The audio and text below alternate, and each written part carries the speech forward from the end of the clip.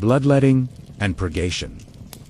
The pillars of treatment, the treatment protocols of medieval medicine, which were applied for hundreds of years, were underpinned by the practices of bloodletting, phlebotomy, and purgation, which may seem alarming and harmful from a modern perspective, but were entirely based on the scientific beliefs of the era. Both methods were founded on the four humors theory mentioned in the previous section, since illness was defined as an imbalance of the humors blood, phlegm, yellow bile, black bile. The aim of treatment was to aggressively expel the excess disease-causing fluids from the body. For physicians and surgeons, the goal was not the patient's recovery, but the restoration of the humoral balance.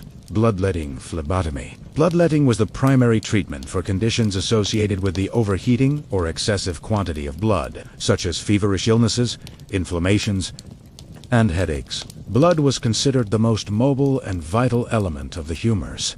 Hence, its imbalance needed to be quickly The bloodletting procedure was usually performed using a sharp instrument called a lancet on a vein in the area closest to the patient's affliction, or by the more popular method of using medicinal leeches. Leeches were preferred in some cases for their ability to suck blood without causing pain, while lancets allowed for faster and more controllable amounts of blood to be withdrawn from the vein. This vital procedure was not performed by university-educated physicians, but usually by barbers who were lower-level medical professionals. Barber surgeons cut hair, performed surgical procedures, tooth extraction, abscess drainage, and conducted bloodletting. The success of the bloodletting procedure depended not only on the skill of the practitioner, but also on timing. In medieval medicine, astrology and medicine were inseparable. A physician would consider the phases of the moon, the positions of the planets, and the patient's zodiac sign to determine the best time for blood. It was believed that blood had to be drawn from the body regions governed by a specific zodiac sign. For example,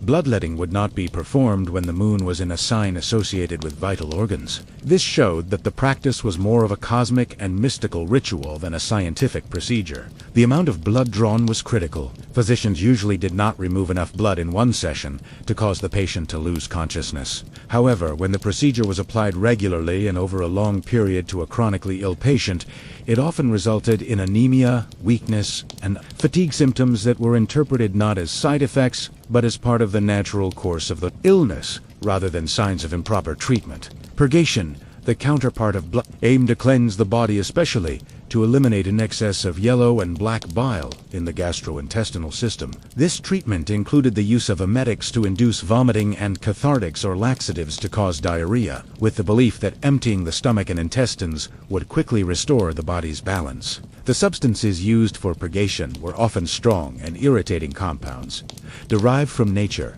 such as pungent herbs, mineral salts, and resins. Some herbal laxatives were so powerful that they caused severe intestinal spasms and serious dehydration. Emetics, which induced reinforced the belief that toxins were being expelled, but left the patient extremely tired and exhausted. The psychology behind these aggressive cleansing methods was based on making the patient feel that something active and effective was being done. Both bloodletting and purgation caused immediate and obvious physical reactions, creating the illusion that the physician's treatment was working.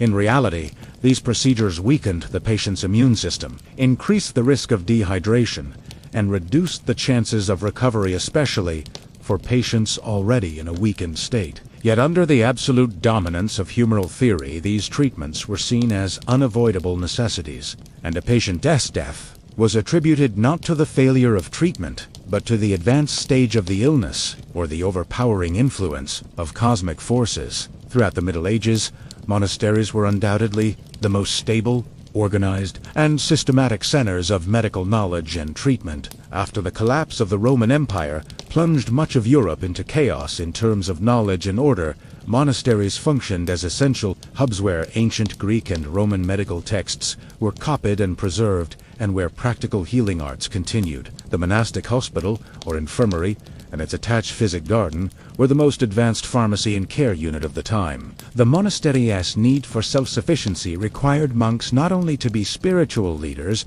but also skilled farmers, engineers, and healers. Monastic gardens were not merely places where vegetables were grown, but served as living catalogs of medieval medicine. Monks carefully recorded which plant held which ailment, relying on centuries of experience and preserved texts. The gardens were usually divided into sections. One part was for culinary herbs, while the other was reserved for plants used exclusively for medicinal purposes. Mint, for example, was used for digestive problems. Sage for memory and sore throats, and chamomile was indispensable for insomnia and calming purposes. More dangerous plants containing potent compounds, such as henbane or mandragora, used cautiously as painkillers or anesthetics before surgical operations. Due to their toxic nature, they were kept under special supervision.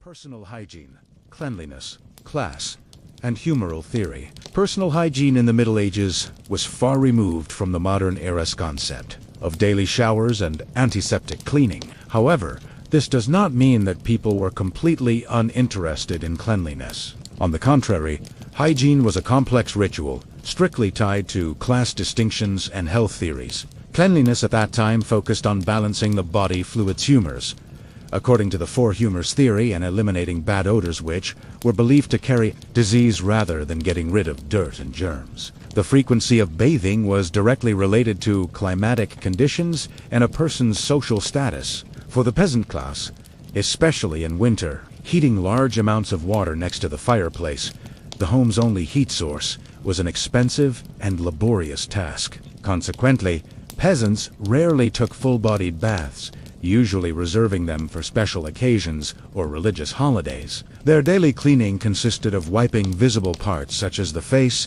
hands, and feet with wet cloths. Considering the highly polluted environment peasants lived in, and the coarse woolen clothes they wore, this superficial cleaning served only an aesthetic purpose and did not provide deep cleaning. The situation was different for the noble and wealthy classes in the early Middle Ages, and particularly in monasteries. The bathing culture still existed. Monks were encouraged to bathe regularly to maintain spiritual purity. In cities, public bathhouses were popular. These baths were important cultural spaces used not only for cleaning, but also for socializing and discussing business. However, the hygiene standards of these baths varied, and concerns that they could spread epidemic diseases caused their popularity and numbers to significantly decline in some periods. Especially after plague outbreaks, nobles had the luxury of bathing in their homes by filling large wooden tubs or barrels with hot water. These baths were sometimes taken only with hot water and herbal oils. Other times, fragrant herbs like lavender, rosemary, and mint were added to the water to combat body odor. The main substance used for cleaning was a mixture of lye ash, water, and animal fat, which was the primitive form of modern soap. These soaps were generally made at home or by small artisans by mixing potassium carbonate, potash, and animal tallow. The soaps produced by peasants were coarser and harder, lathering less than modern soaps. However, they were still effective at dissolving grease and dirt. Higher quality imported soaps, or those made with vegetable oils, such as olive oil, were considered luxury products and used only by the wealthy. Hair and dental hygiene were also different from today. Teeth cleaning was not a widespread ritual. People chewed strongly, scented herbs, like mint or parsley, to mask bad breath. Some sources indicate that they used coarse linen cloths or herbal roots to clean their teeth, but these practices were not systematic. Hair cleaning was done more frequently than bathing. Mixtures of ash and herbs or some diluted vinegar solutions were used to strip the hair of oil and clean out lice. Lice were an inevitable part of communal living and infrequent washing, personal and food hygiene. The struggle for survival, therefore, combing hair and picking out lice with fine-toothed combs was an important hygiene routine. Clothing hygiene took precedence over body hygiene because the bad odor from garments was associated with the miasma, bad air, theory, which was believed to spread disease. Linen or wool garments were boiled in large cauldrons with lye soap, either at the riverbanks or at home. Boiling was an effective, albeit unconscious, sterilization method because it killed most microorganisms. Layers touching the skin, such as underwear, were washed more frequently than outer garments. In conclusion, personal hygiene in the Middle Ages was shaped entirely by sensory experiences, smell, and visible dirt and economic constraints in the absence of modern scientific knowledge. Cleanliness was a necessity directly linked to an individual's social class. Food safety in the Middle Ages, an art of preservation. Food safety in the Middle Ages was an area completely devoid of the modern capabilities of refrigeration, vacuum sealing, and rapid transport. In TI's period, kitchen hygiene represented an art of survival based entirely on practical and chemical methods, focused on slowing down the process of food spoilage and preventing potentially fatal poisonings. The preservation of food was not just preparation for times of famine. It was a mandatory form of preventive medicine aimed at preventing the proliferation of pathogenic microorganisms. Preservation strategies. The most fundamental strategy for food hygiene was preventing for perishable protein sources like meat and fish. Salting, smoking, and drying were indispensable. Salting was based on the principle that salt, which penetrated deep into the meat, inhibited bacterial growth. Although this process also changed the flavor of the meat, it allowed food to be stored safely for months. Smoking created chemicals by coating the meat with smoke, preventing the formation of bacteria on the surface. Grains and legumes were stored in dry, cool granaries. However, these storage areas were frequently infested by rodents, insects, and moisture, which threatened the hygienic integrity of the food. The dampening of grains could lead to the growth of ergot claviceps purpurea, a dangerous fungus, especially in rye crops. Ergot poisoning, known as St. Anthony's fire, was a deadly form of food poisoning that caused terrible symptoms such as hallucinations, seizures, and gangrene. Therefore, keeping grain stores dry was a vital hygiene rule.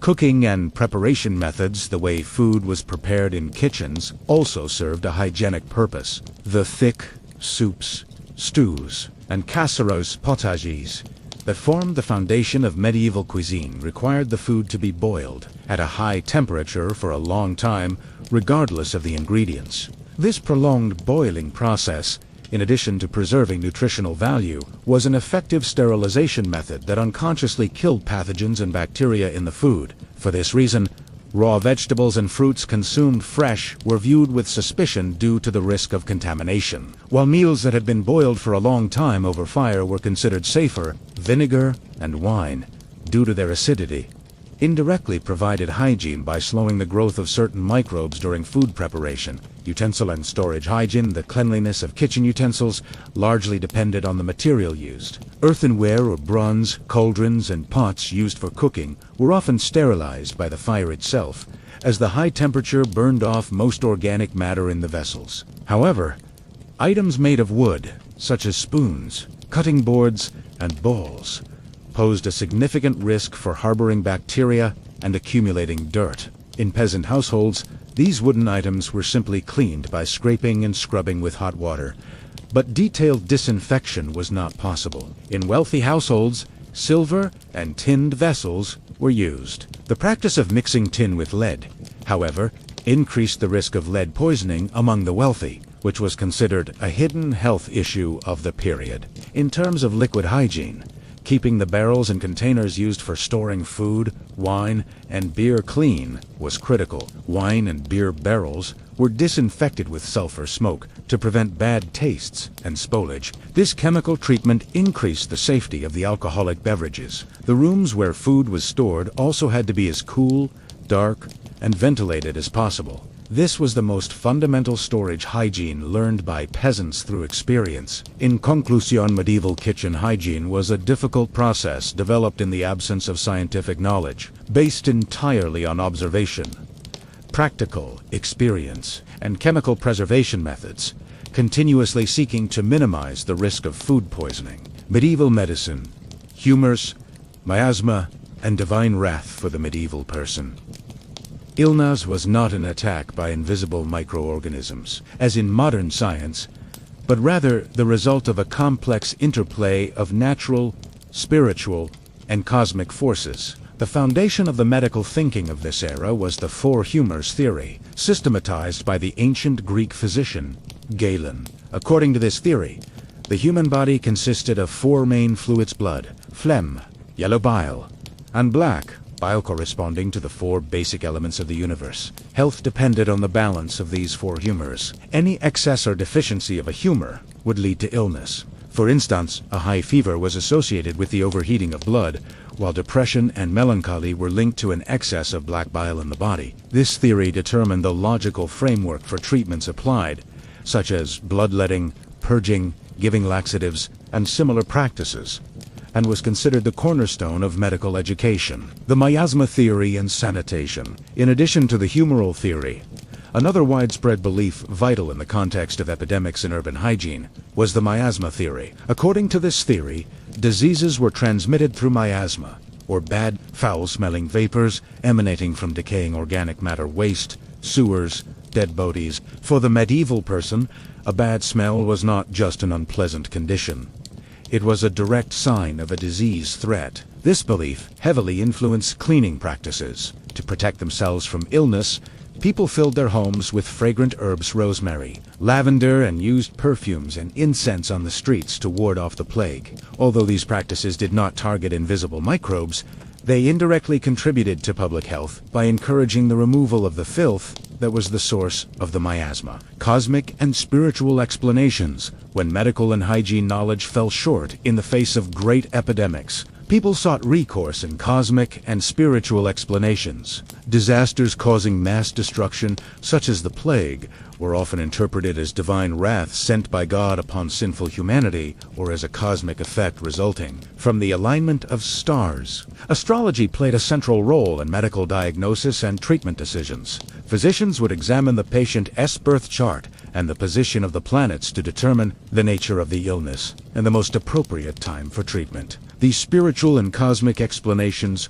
were a psychological mechanism that helped people find a sense of meaning and control in the face of disaster. Folk beliefs and witchcraft. In peasant life, alongside formal medical theories, folk beliefs and superstitions were also important. Individual illnesses or unexplained ailments were often attributed to curses placed by a malicious sorcerer or witch, the evil eye, or malevolent spirits afflicting the person. To cope with such situations, people turned to local healers, churches, and nuns, rather than official physicians. Treatments often consisted of amulets, talismans, protective herbs, and religious rites rather than medical interventions. For example, protective plants would be hung around a patient's bed, and holy water would be sprinkled. These magical beliefs served as a source of confidence and hope, especially in rural areas where the medical system was inaccessible or had failed. This belief system proved that the scientific, mystical, and religious dimensions of illness and health formed an inseparable whole in the medieval mind. The person responsible for managing the healing process was often the infirmarian. Was not only responsible for treating the sick, but also for gathering, drying, and preparing medicinal herbs. Herbal medicines were prepared in various forms, each with its own method of application. Decoctions were strong, concentrated liquid extracts made by boiling the tough parts of plants' roots and bark for long periods. Infusions, which resembled modern herbal teas, were lighter preparations made by steeping more delicate parts flowers and leaves in hot water. For skin diseases, wounds, and infections, herbs were mixed with animal fats or beeswax to make salves, ointments, and poultices, which were applied directly to the affected area. These ointments aimed to keep the wound moist, to accelerate healing, and to create a physical barrier against external contamination. The most important contribution of herbal medicine was that it was based on observation and experience. Monks discovered through trial and error which herb alleviated which symptom,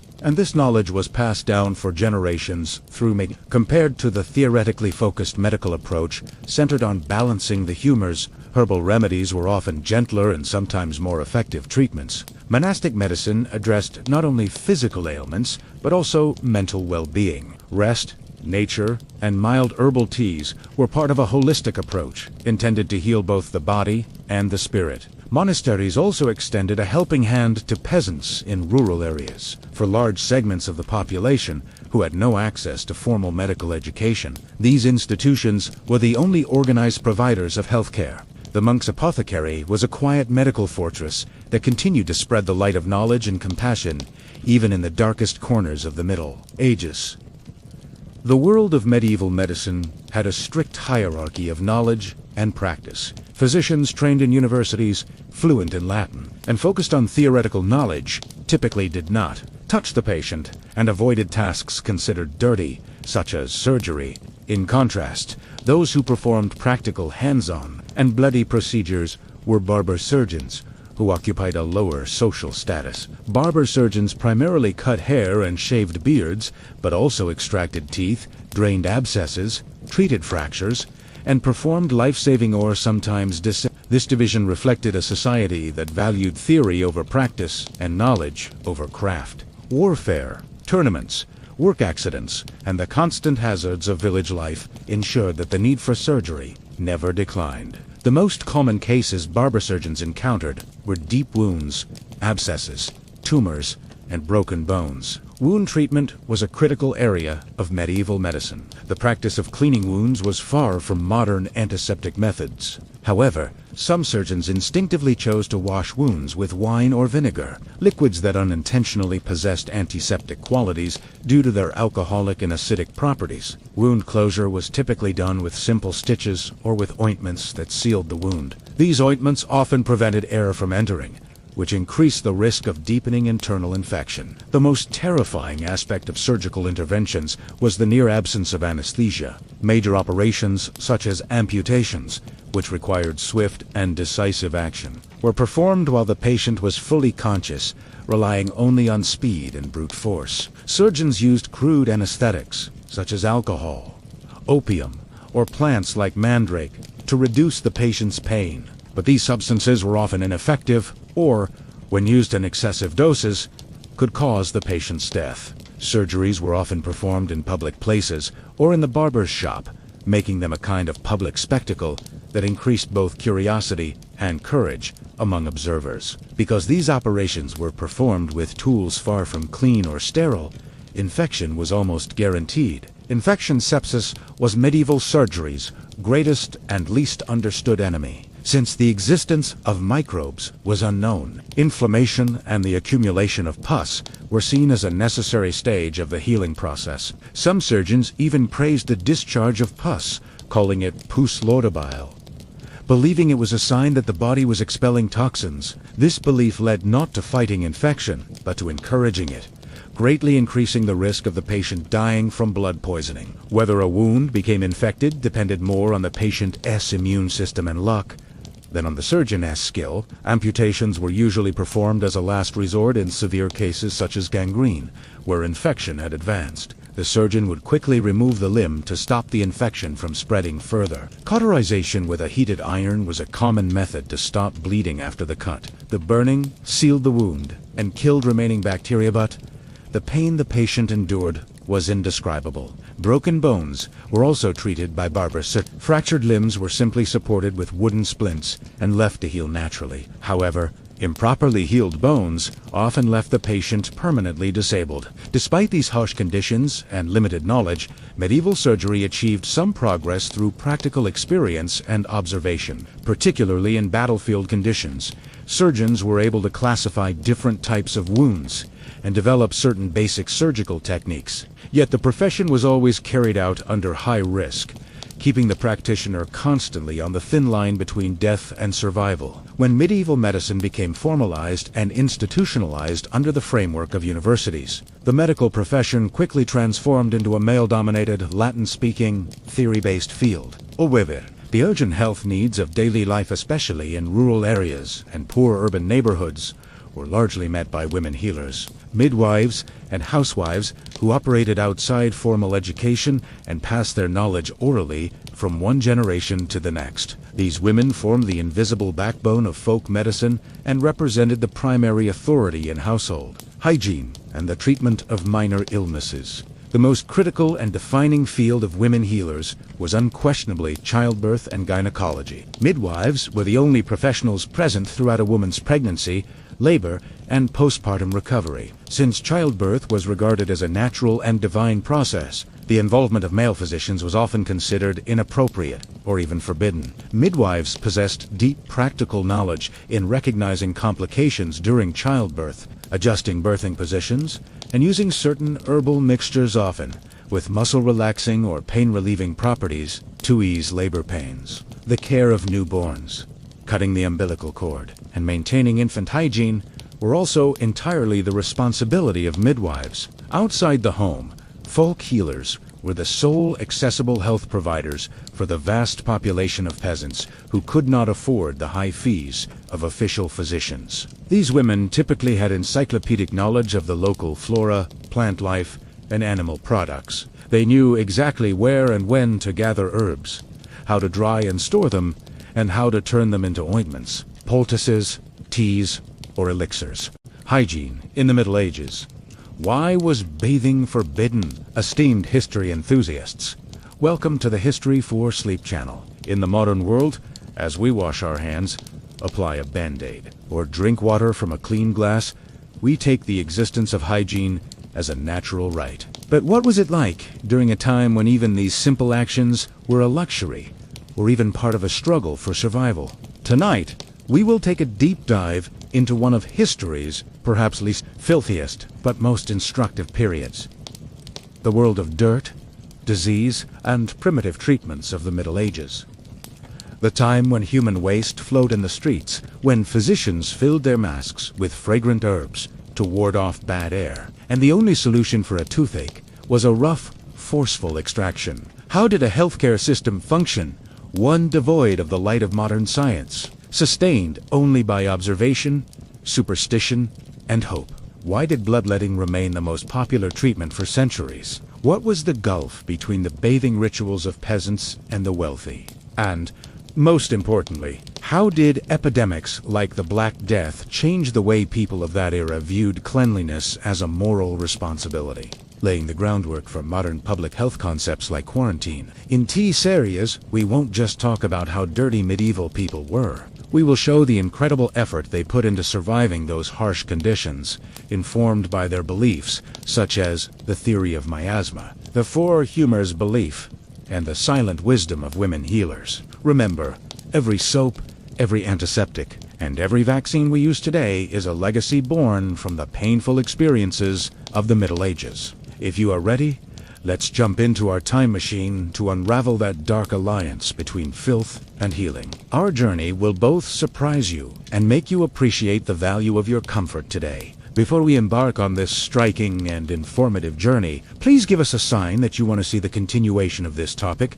by clicking the like button. Do not forget to hit the subscribe button so you do not miss any of the historical and compelling series we will prepare. We are starting now. The appearance of medieval cities often paints a picture of chaos and squalor for modern visitors. However, this period's understanding of hygiene and cleanliness was radically different from the post-industrial era's concept of obsessive sterilization. For the medieval person, cleanliness was not based on the germ theory, as it is today. It was focused more on eliminating bad odors and removing visible dirt. Urban centers, especially in periods of increased population density, faced a difficult hygiene paradox in terms of both waste management and clean water supply. Since cities were often confined within walls, a devastating balance had to be struck between rapid population growth and waste accumulation. The greatest enemy of urban hygiene was the lack of a central sewage system, as the advanced water engineering knowledge of the Romans was largely lost.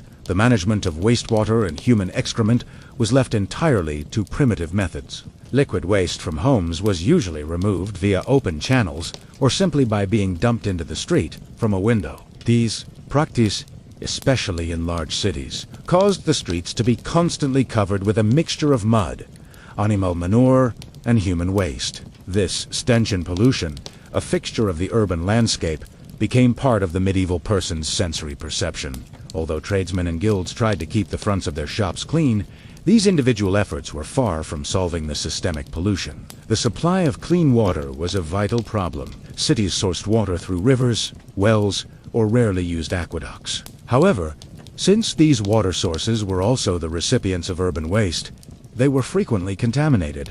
When rivers were used as both a source of drinking water and a place to dump excrement and industrial waste, the spread of waterborne diseases was inevitable. Drinking this contaminated water set the stage for the rapid spread of epidemics such as typhoid and dysentery among the urban population. Therefore, many people preferred to consume low-alcohol fermented and boiled beers, ales, or wine instead of drinking water. This was because the brewing process, while not destroying harmful microorganisms in the water, at least made the water safer through the boiling process. These beverages, considered safer than water, formed the basis of the medieval diet. Toilet and bathing facilities also showed a class distinction. Nobles and the wealthy in their castles or large homes used simple garderobe privy systems, where waste was directed through a chute installed directly into the outer wall and emptied into the moat or in peasant homes, they generally used simple pit latrines or just portable buckets chamber pots. The contents of these buckets were also frequently dumped into the street at night. This primitive waste management played a primary role in the spread of epidemic diseases, especially during the warmer months. In an environment where pollution was so widespread, the medieval person's concept of cleanliness focused more on changing clothes and wiping away visible surface dirt. Yet, the real danger lay in invisible microorganisms. City administrations were not entirely indifferent to these hygiene problems. Some major cities had specialized officials called rakers to collect waste and transport it to dumps along the rivers. However, these officials could not completely control the pollution due to the sheer volume of waste and the inadequacy of the system. The plague epidemics that emerged during this period tragically proved that hygiene was not merely an aesthetic matter, but the cornerstone of public health. However, even this experience was not enough to trigger permanent, large-scale reforms in urban planning and water engineering. In short, medieval cities had learned to live in an environment of pollution that was accepted as an inseparable part of human and natural cycles. Their treatment methods often blended logical herbal practices, such as applying antiseptic herbs to a wound with magical charms, prayers, and religious rituals. This holistic approach targeted both the physical symptoms and the spiritual or cosmic imbalances believed to affect people at the time. For example, when treating a fracture, they might not only straighten the bone with wooden splints, but also attach a protective amulet believed to speed up healing. Because women were barred from university education, their vital knowledge was preserved not in written texts, but through oral tradition. Knowledge passed from grandmothers to mothers, and from mothers to daughters, being preserved and enriched across generations. Women were the invisible managers of home health and hygiene, boiling clothes, cleaning the household, managing nutrition, and preventing common illnesses such as colds or digestive problems. Their practical, everyday experience made their medical knowledge highly applicable and accessible. However, toward the end of the Middle Ages and the beginning of the early modern period, women's independent role as healers came under increasing pressure. The church and the newly institutionalized medical guilds began to view these unofficial knowledge systems and the power women held as a threat. Especially successful and respected folk healers were often suspected of witchcraft or dark arts, since they represented a form of influence that religious authorities and official physicians could not control. This led to the suppression of traditional female knowledge, the loss of many valuable herbal remedies, and ultimately contributed to the frightening era known as the witch hunts. This social pressure aimed to undermine the legitimacy and credibility of women's folk medicine, a field they had sustained for thousands of years. Women and healing therefore form a tragic yet significant theme in medieval history, symbolizing both the strength of practical knowledge and the pain of social exclusion. While routine medieval illnesses such as tuberculosis, influenza, and digestive disorders already diminished quality of life, widespread epidemics like the plague, the Black Death, were catastrophic disasters that far exceeded the limits of contemporary hygiene, medicine, and social organization. The Black Death, which wiped out an estimated one-third of Europe's population in the 14th century, could neither be explained nor treated through the four humors theory or miasma beliefs. It demonstrated, with brutal clarity, the absolute inadequacy of centuries-old medical dogma. When medical knowledge failed, the solution emerged from practical observation: quarantine, which became the foundation of modern epidemic management. This practice appeared in trading ports such as Venice and Ragusa, based on the principle that a ship's crew must remain isolated for 40 days quarantina in Italian before being allowed to disembark. Authorities had realized through empirical observation that the plague spread not only through foul air, but also through human contact, and especially via ships arriving at ports. Quarantine became the first systematic, government-supported public health measure implemented to stop the spread of infection. Similarly, cities would lock the homes of sick individuals or attempt to send them to isolated facilities outside the city to slow the spread of the disease. However, these mandatory quarantine measures also brought panic, escape attempts, and resistance to authority among the population. Unlike the plague, another widespread epidemic disease in medieval society was leprosy. Although leprosy did not kill as quickly as the plague, its visible symptoms and the biblical image of impurity caused even greater fear and social exclusion. Lepers were completely isolated from society and forced into leper houses. These institutions were usually located outside city walls, and lepers would be separated from society through symbolic rituals, declaring them socially dead. This exclusion became a form of permanent social quarantine, depriving lepers of hygiene, nutrition, and basic human rights, which further worsened their already fragile health. During epidemics, hygiene and sanitation practices collapsed. Due to the rapid accumulation of dead bodies and streets filled with waste, city administrations could no longer maintain basic services such as garbage collection and water supply. Mass graves were dug, and the homes of plague victims were often burned down. These destructive actions reflected not only attempts to control the disease, but also the desperation of society. Physicians and surgeons, while continuing ineffective treatments, bloodletting and lancing buboes, sometimes gained special status as plague doctors. These doctors wore the famous beaked masks filled with fragrant herbs such as mint, cloves, and amber, reflecting the belief in miasma, their idea that bad air caused disease. Their aim was to protect themselves from the foul air and therefore the illness. This figure became etched in the public imagination as a mystical guardian at a time when science was helpless. In summary, medieval epidemics not only cost millions of lives, but also forced society to question the medical system, exposed the inadequacy of hygiene, and led to the discovery of new public health tools based on practical observation, such as quarantine. Although these disasters did not radically transform medieval concepts of cleanliness and health, they nevertheless lit a small spark of understanding about disease transmission and unintentionally opened the path toward modern epidemiology. In the Middle Ages, dentistry was far from being a separate medical discipline. Oral health and diseases were usually left to the brute force methods of barbers or to the superstitious remedies of folk healers, without modern toothbrushes, fluoride toothpaste, or regular checkups. Oral health was a constant struggle, determined largely by diet and chance, even though the consumption of simple sugars was lower than in modern times. High-starch and fibrous foods, coarse breads and grains, accumulated on tooth surfaces and eroded enamel, causing widespread cavities and gum disease, even at young ages. The only real solution to dental problems in the Middle Ages was extraction, pulling the tooth to relieve unbearable pain. The procedure was often a horrifying experience, requiring speed and brute strength rather than surgical skill. Tooth extraction was usually performed by a barber surgeon or by itinerant tooth pullers of low skill who traveled through fairs and markets. The tools used were far from the precise dental instruments of today. Thick pliers, forceps, or the dental pelican, a primitive tool designed to grip and lever the tooth from its root. Anesthesia was virtually non-existent. Alcohol, herbal sedatives, or knocking the patient unconscious with a quick blow, sometimes with a hammer, were the only options. Post-procedure infection posed a serious risk in the absence of antibiotics. Abscesses or sepsis could lead to the patient's death. Preventive oral hygiene was not systematic, but instead of modern toothpaste, people used coarse linen cloths or sticks made from dried herbs to clean their mouths and reduce bad odor. The wealthier classes, who cared more about hygiene, used mild abrasives such as crushed bone, powdered seashells, or pumice stone to clean their teeth.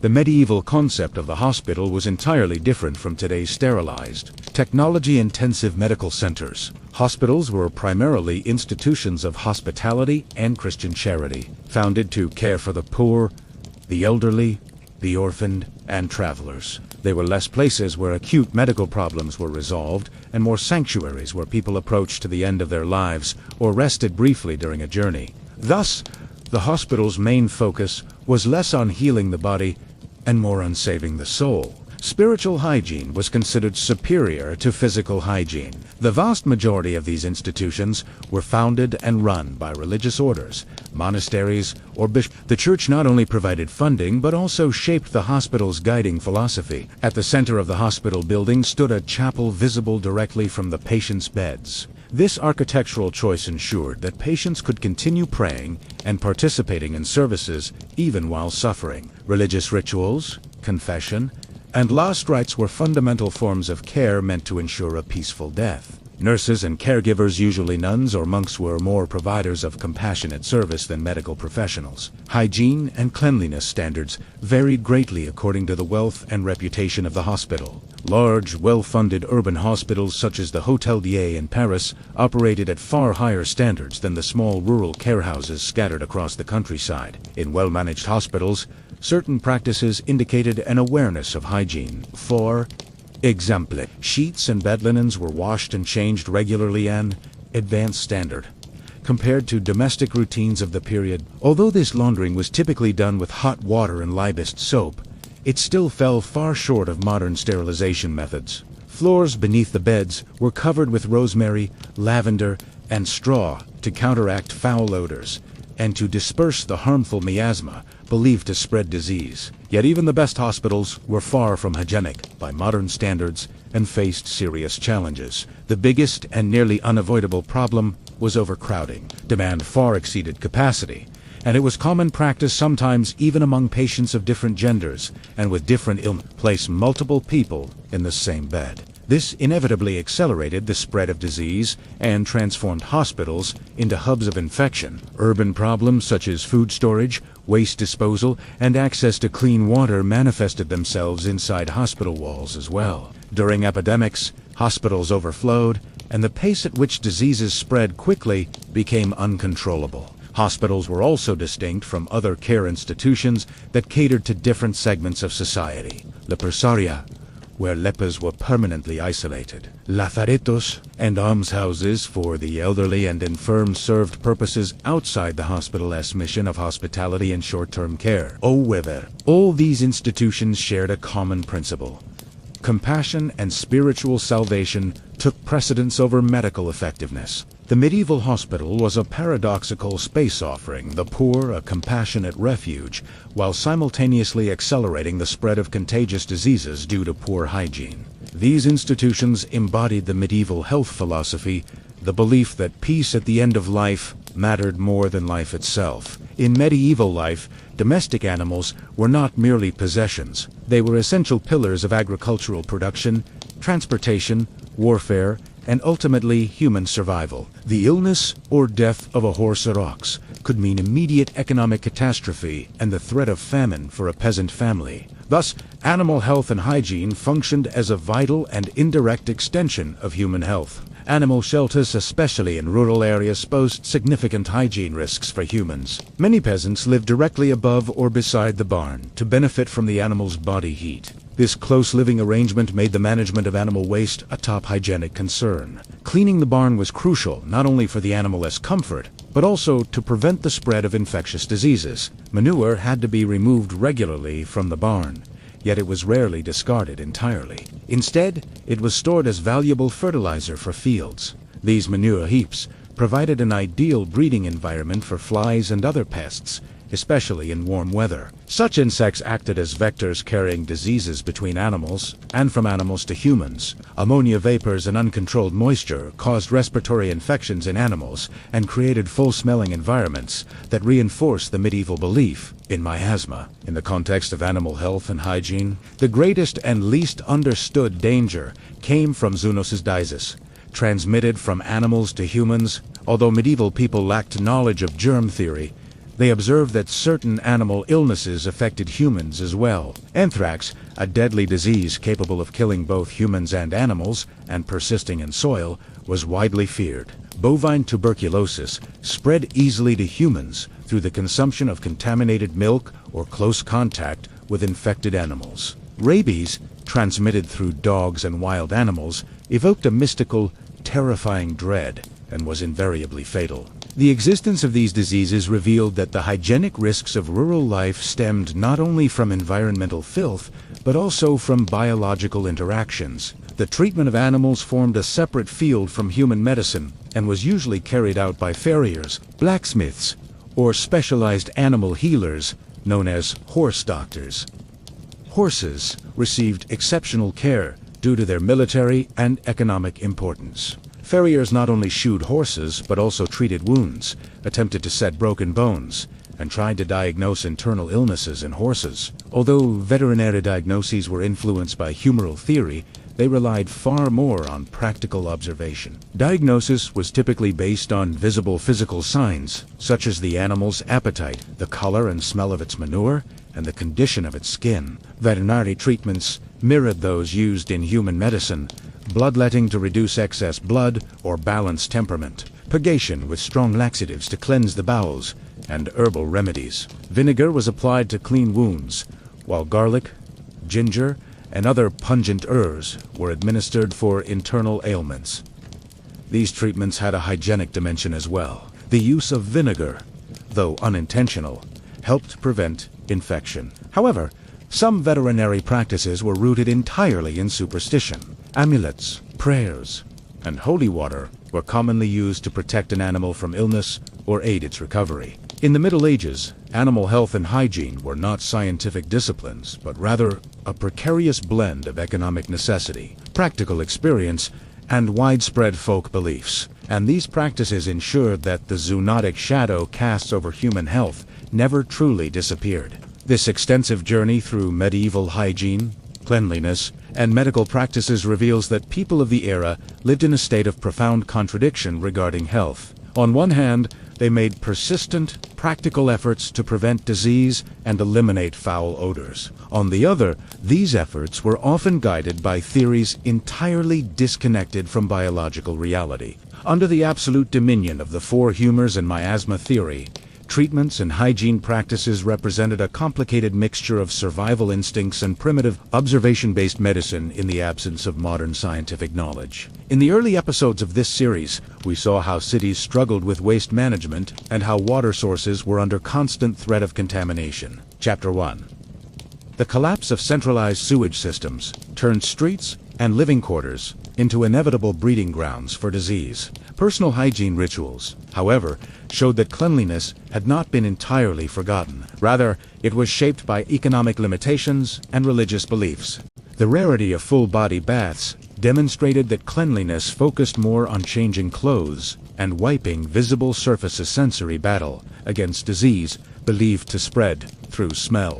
In Chapter 3, the greatest success in food hygiene came from preservation methods such as salting, smoking, and boiling, which unknowingly played antiseptic roles. Stews and soups, simmered for long hours, killed pathogens that might have arisen from contaminated water or spoiled ingredients, saving countless lives. Yet even these practical triumphs remained overshadowed by the mystical and theoretical beliefs that formed the broader medical philosophy's Chapter 4.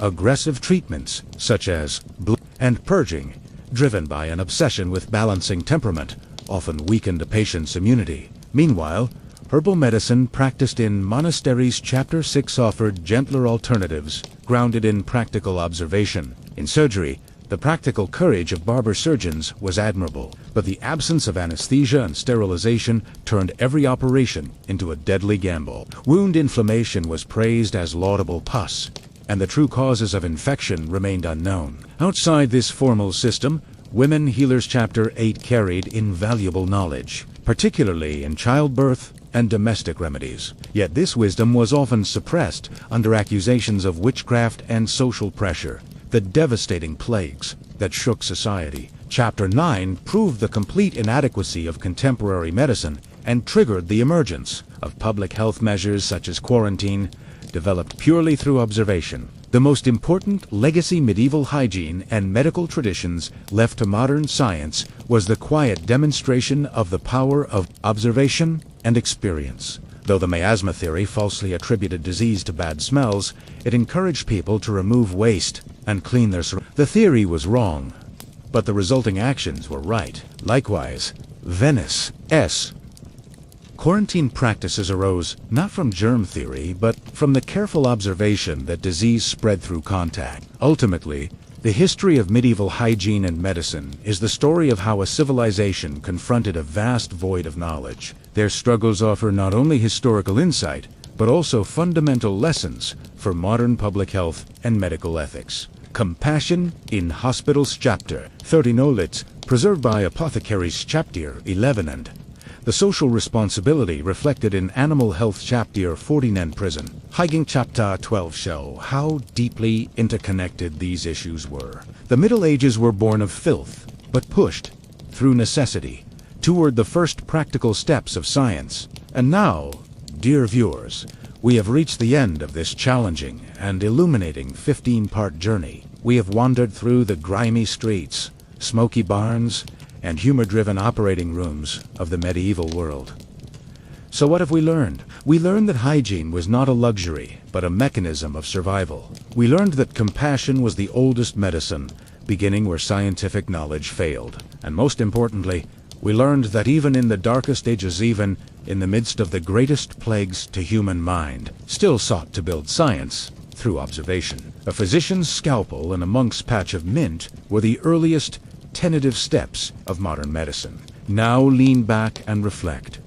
Every clean breath we take today, what hard-won lesson from those dark centuries does it echo? With that question, I leave you. Sleep well.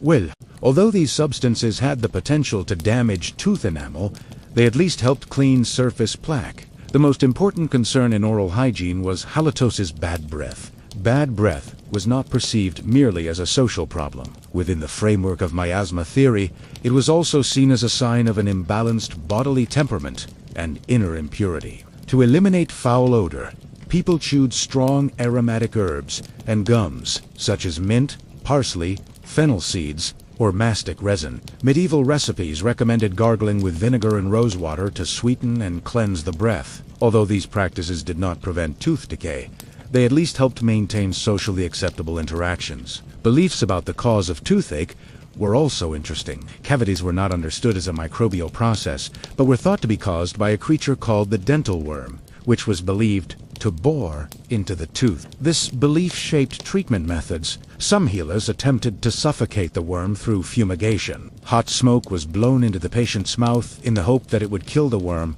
and relieve the pain. These primitive and ineffective treatments reflected the helplessness surrounding a fundamental health issue that seriously reduced medieval people's quality of life and led to tooth loss even at a young age. Thus, dentistry was considered a frightening field of emergency interventions, not a discipline that included preventive care. In the medieval health chain, the apothecary was a key figure who transformed the university-trained physician ASA theoretical knowledge into practical treatment, giving them a central role in public health. The apothecary shop was not merely a retail store, but a complex laboratory where prescriptions were prepared, chemical compounds were ground, and long-lasting medicines were stored. Apothecaries were required to produce everything from simple herbal infusions to complex antidotes, containing hundreds of ingredients, a process that demanded precision and reliability. An apothecary's inventory was not limited to herbs obtained from local monastery gardens.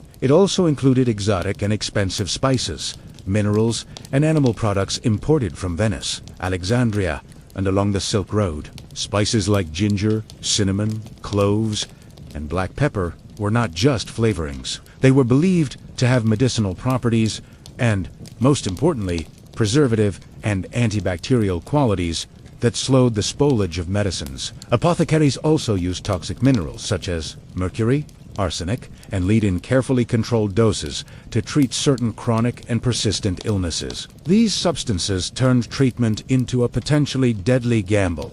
Among the materials used in medicine preparation were luxurious ingredients that made no sense in modern medicine, yet held magical or significance in medieval thought. Crushed gold, pearls, and precious stones were added to formulas reserved only for extremely wealthy patients. These substances were believed to possess both spiritual purity and medicinal power. Gold, in particular, was thought to prolong life and strengthen the heart. The use of these rare and exotic materials symbolized the quality and superiority of a physician's prescription and the apothecary's preparation, despite their astronomical prices. The pharmaceutical preparation process was often long and laborious. Apothecaries ground plant parts, minerals, and other ingredients into fine powders using mortars and pestles. These were then mixed with honey, wine, or syrup to produce electuaries pacidlic, medicine's lozenges, or medicinal plasters.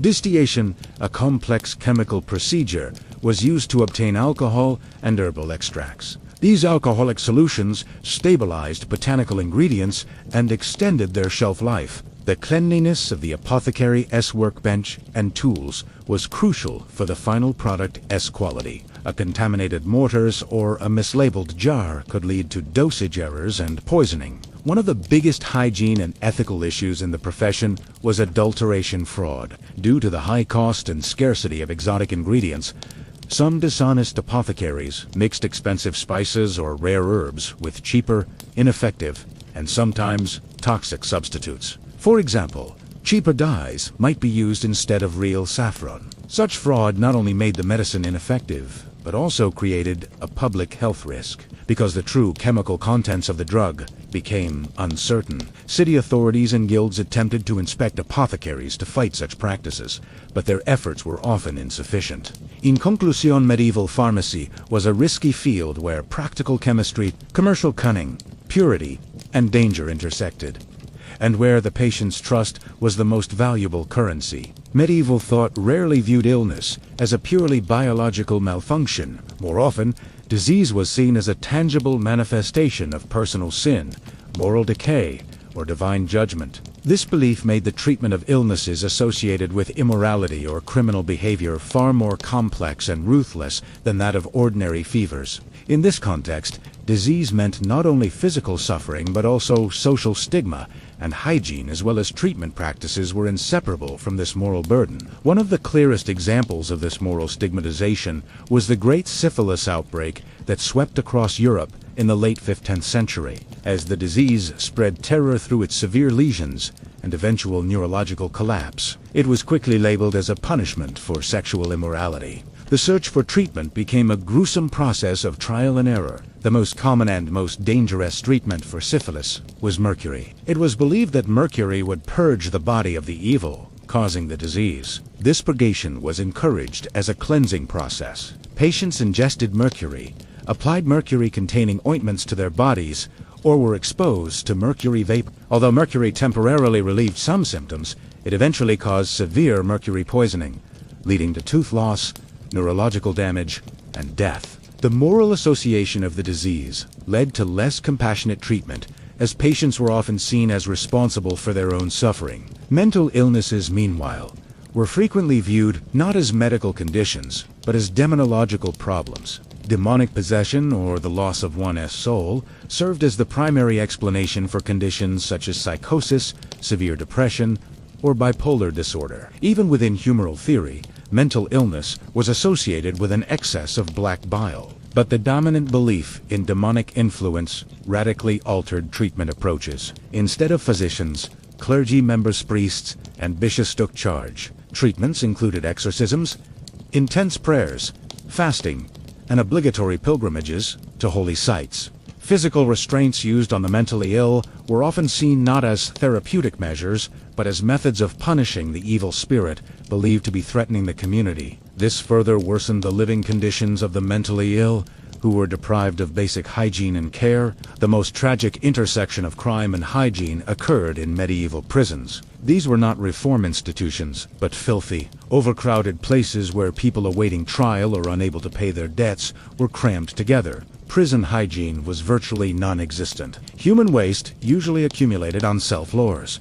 Poor ventilation increased humidity and stench, and lice and fleas spread rapidly through clothing. These conditions made prisons a constant source of jail, fever, most likely typhus, spread by body lice. Typhus killed not only prisoners, but also guards and court officials. This demonstrated how the punishment of crime indirectly paved the way for the spread of epidemic disease. and how prisoner hygiene was not merely a basic need but an uncontrolled public health threat. This intersection revealed that in medieval society, cleanliness and health inequality were not only physical, but also deeply moral issues.